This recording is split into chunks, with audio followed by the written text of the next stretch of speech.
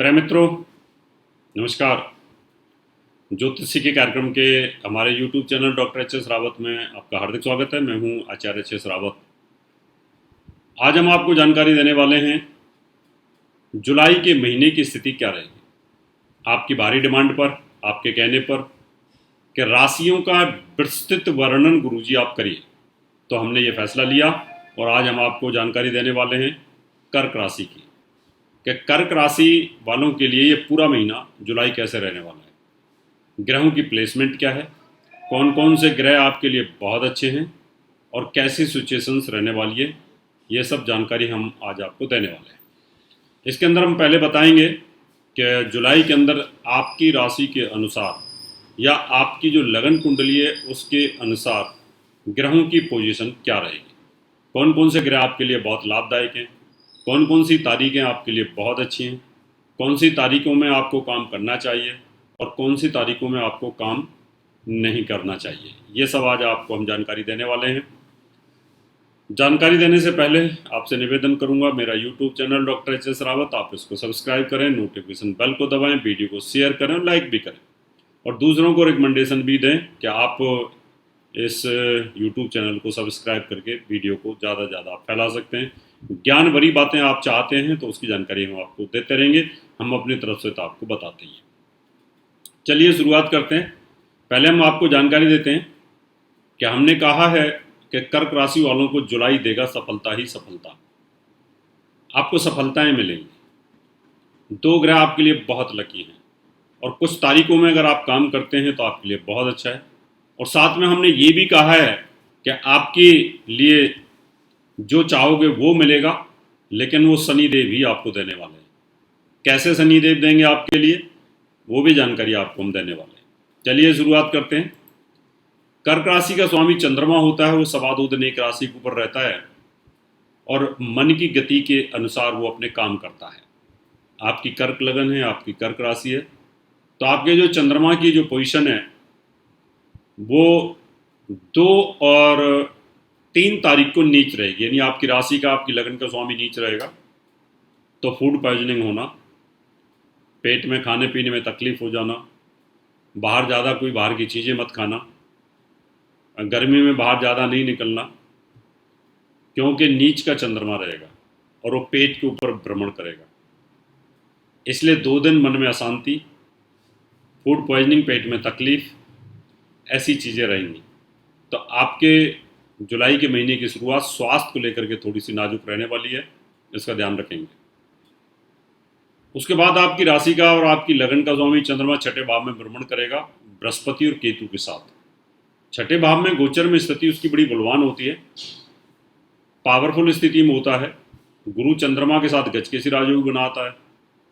तो यहाँ पर अगर आप किसी दुश्मन के साथ युद्ध लड़ते हैं, कहीं आपका विरोध विद्रोह होता है, तो आपकी विजय निश्चित है। गुरु और केतु की जो युति होती है, मन और बुद्धि का समन्वय, ज्ञान और बुद्धि का समन्वय, केतु का झंडा ऊंचा करना दुश्मनों को पछाड़ देता है। इसलिए यहाँ आपके फेवर में ताकत जाएगी, भाग्य आपका साथ दे जाएगा, क्योंकि यहाँ चंद्रमा को बल मिलता है।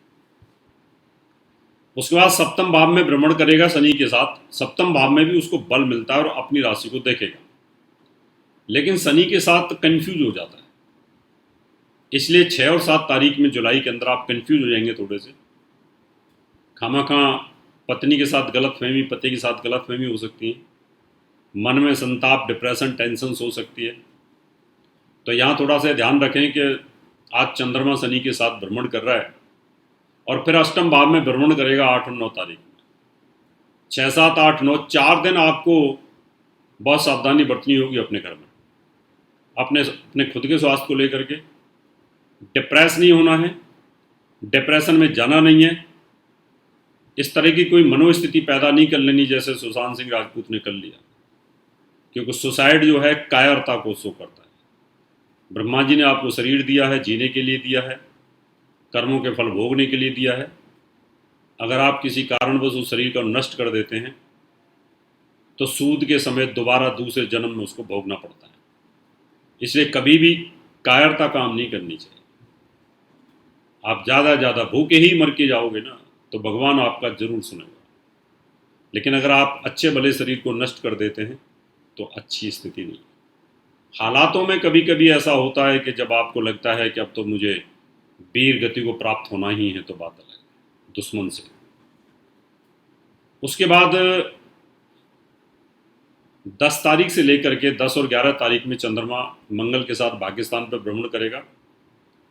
पिता का सहयोग, आपका भाग्योदय होना, 10, 11, 12, 13, 14 जबरदस्त पीरियड है।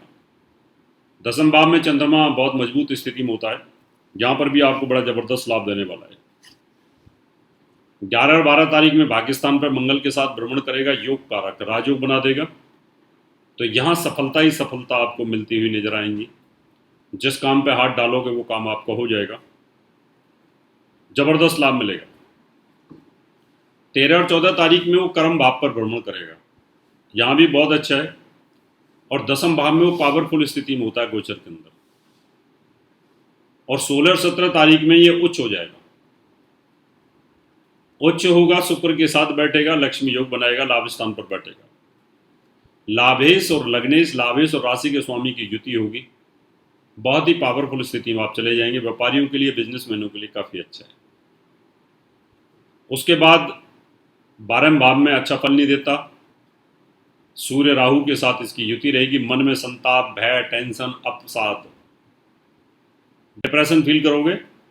और उस डिप्रेशन से निकलने का एक ही तरीका है कि 2 दिन आप सफ़ेद कपड़े पहने, दूध दही का इस्तेमाल करें, छाछ का इस्तेमाल करें, मोतियों की माला पहन के रखें, सूर्य को जल चढ़ाएं, राहु के मंत्रों का जाप करें, सूर्य के मंत्रों का जाप करें, तो आपके लिए अच्छा रहेगा। चंद्रमा फिर अपनी राशि में आएगा, लगन में आएगा, लेकिन सूर्य के साथ आ जाएगा, तभी सूर्य का राशि परिवर्तन भी हो जाएगा। अब यहाँ अच्छा फल तो देता है, लेकिन चंद्रमा जब अस्त होता है तो मन में डिप्रेशन आता है। तो यहाँ सूर्य के कारण थोड़ी सी टेंशन आपको रहेगी। 26 और 25 तारीख में सूर्य कन्या राशि के अंदर, चंद्रमा बुध के घर में रहेगा, तीसरे भाव में बलवान हो जाता है, क्योंकि चंद्रमा पहले, तीसरे, छठे और सप्तम, 10 और 11 में बड़ा बलवान होता है। तो यहाँ जो स्थिति आपकी रहेगी वो बहुत अच्छी रहेगी। 27 और 28 तारीख को चौथे चंद्रमा भ्रमण करेगा। 27, 28 चौथे चंद्रमा जब भ्रमण करता है तो अच्छा फल नहीं देता, कहते हैं चौथ का चांद। चौथे चंद्रमा की पोजीशन अच्छी नहीं होती है, क्योंकि जब राशि का स्वामी चंद्रमा चौथे भाव में भ्रमण करता है तो टेंशंस, बॉडी के अंदर तनाव आना, फ्लैक्चुएशंस आना, अजीब अजीब ख्यालात आना, डिप्रेशंस आना, ऐसा फील करते रहते हैं। वो चीज़ से आपको बचाव करने की जरूरत है। तो ये स्थिति रही आपके कौन कौन सी राशियों में आपको काम करना है और कौन कौन सी राशियों में अच्छे काम नहीं करने हैं। तो ओवरऑल मैंने आपको जानकारी दी कि कुछ राशियां ऐसी हैं, जैसे 20 और 21 अमावस्या रहेगी, 18, 19, 20, 21 में ग्रहण है। इन डेटों को आपको निकाल के रखना है। 2 और 3 तारीख को अपने खाने पीने का ध्यान रखना है, इसमें नए काम की शुरुआत नहीं करनी है। 6 और 7 तारीख में विष योग रहेगा जुलाई में, तो अभी यहाँ पे किसी यात्रा को नहीं करना है। और ख़ास तौर पर पश्चिम को तो बिल्कुल नहीं जाना, सोमवार को और पश्चिम को तो इन चीज़ों को अवॉइड करना ही पड़ेगा, क्योंकि ये दोनों चीज़ें नुकसान कर सकती हैं। क्योंकि विष योग जब बनता है तो हम कंफ्यूज होते हैं, राहु चंद्रमा की जब युति होती है तो भी हम कंफ्यूज होते हैं। इसलिए कर्क राशि वालों के लिए या कर्क लगन वालों के लिए मैंने कहा है कि सफलता ही सफलता। शनि आपका की प्लैनेट है जो राजयोग बना के बैठा है। दूसरा की प्लैनेट आपका जो मेन प्लैनेट है वो है शुक्र। ये दोनों रूलिंग प्लैनेट आपके लिए बहुत लाभदायक है, बिजनेसमैन के लिए बहुत लाभदायक है, और बिजनेस से रिलेटेड सफलताओं के लिए भी बहुत लाभदायक है। इसलिए बिजनेसमैनों को ओपल पहनना चाहिए, पन्ना पहनना चाहिए, पन्ना नहीं सॉरी हीरा पहन सकते हैं, नीलम भी पहन सकते हैं, लेकिन नीलम के कुछ नुकसान हैं, वो पिता के स्वास्थ्य को खराब कर सकते हैं, इसलिए उसको यूज ना करें।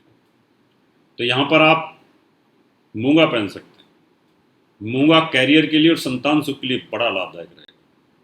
और साथ में ओपल भी पहन सकते हैं। अब आप कहोगे दोनों एक साथ पहन सकते हैं, बिल्कुल पहन सकते हैं। एक हमें लाभ दे रहा है, सुख साधन दे रहा है, दूसरा हमें कैरियर दे रहा है, एक भाग्य दे रहा है, संतान का सुख दे रहा है, एजुकेशन दे रहा है, तो इन दोनों को धारण किया जा सकता है। इसलिए जो हमारे लिए अच्छा रत्न हो हम उसको धारण कर सकते हैं। मित्रों, ये थे कर्क राशि की सफलताओं के योग। आप भी जानना चाहते हैं अपनी कुंडली के बारे में, वास्तु विजिट कराना चाहते हैं, घर में तनाव रहता है, टेंशन रहता है, स्ट्रेस रहता है, घर से जब से मकान लिया तब से परेशान रहते हैं, तो आप उसके अपॉइंटमेंट लेके विजिट के लिए आप मुझे संपर्क कर सकते हैं। समय आपसे हाथ लेने का। अगले एपिसोड में फिर मुलाकात करूंगा। तब तक के लिए नमस्कार। और मुझे संपर्क करने के लिए आप मेरा पता नोट कर सकते हैं, मैं आपको अपना पता दे देता हूँ।